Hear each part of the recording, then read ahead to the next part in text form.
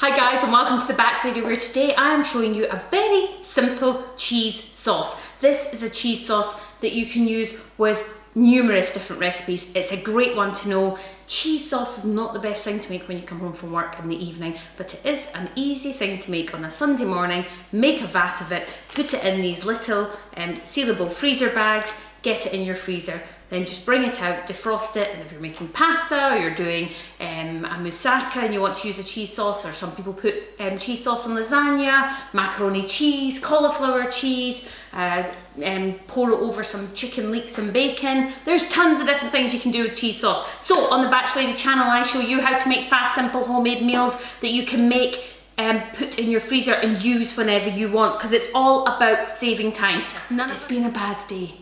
Can I just tell you that? It's been one of those days where I've already burnt supper and the dog's weed on the floor and numerous things have just gone on. My Wi-Fi's gone down and it's not been a good day. So I'm going to make this cheese sauce and life is going to get better. Please make life get better today, otherwise I'm just going to have a glass of wine and go to bed. So here it goes. I'm only about 5 hours late for actually doing this recipe. So you want to use... Oh, did you see what happened? Just throwing it all over the cooker. It's been a really bad day. We're going to keep going. I'm not even going to edit that out. We're just going to keep going, okay? That's the type of day that I've had. You have one of those days where you wake up in the morning and it all pretty much goes to pot. That's one of those days that are just somebody out there is telling you, go back to bed, forget it, don't bother. I'm not going to let that happen. I'm going to go to bed knowing that I was productive and made a vat of cheese sauce and told you all about it. So you are going to use 3 tablespoons of butter. Now this is going to give you sort of a portion for a large amount of macaroni cheese. So I'm not going to go quite through all the details, but basically the same amount of butter you use, then you're going to use some plain flour, okay? So I use 3 tablespoons of butter, so I'm going to put 3 tablespoons of flour in. And I've got this on my sort of like, if you use an Aga, you'll know that I've got it on the sort of simmering plate, or you can just don't put it on your hottest plate.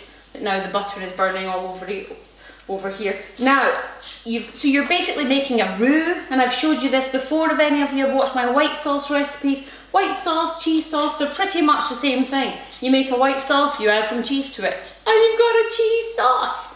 So already, if I can show you that, can you see that?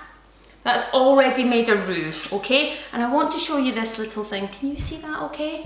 This is a silicone tiny little whisk. I use it for tons of stuff. Don't need a huge whisk, just a tiny little silicone whisk.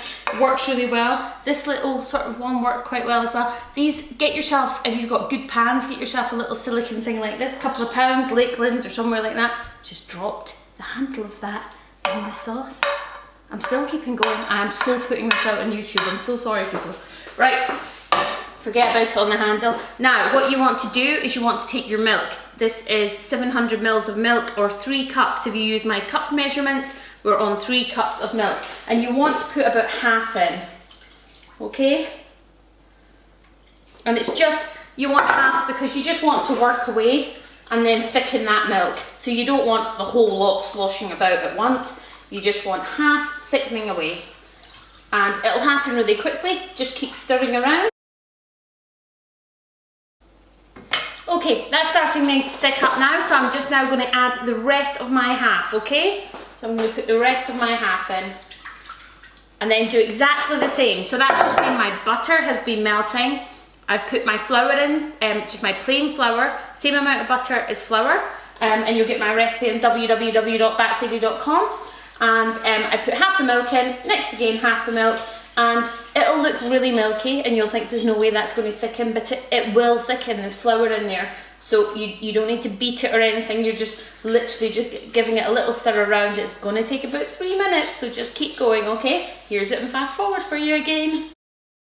Okay guys, I took this off the heat before I actually stopped the fast forwarding in case I sloshed it all over the floor. But what you want to do is, it's still very milky, okay, but this is fine because this is where you're going to add your cheese, okay? Now what you can do to this is you can add some lovely Dijon mustard.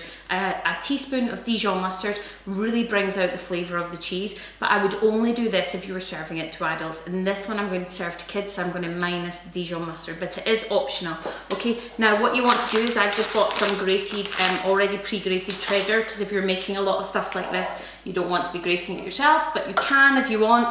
In terms of saving time, I don't. I'm using 2 of my American cup sizes, so 2 cups of flour, 2 cups of cheese, and I've already measured this out, so I know that it can all go in, okay? So you want to take it off the heat when you're adding the cheese. Okay, take it off the heat. I'll hold on to the handle in case it goes flying. Give it a little mix around, just till it's all fully in.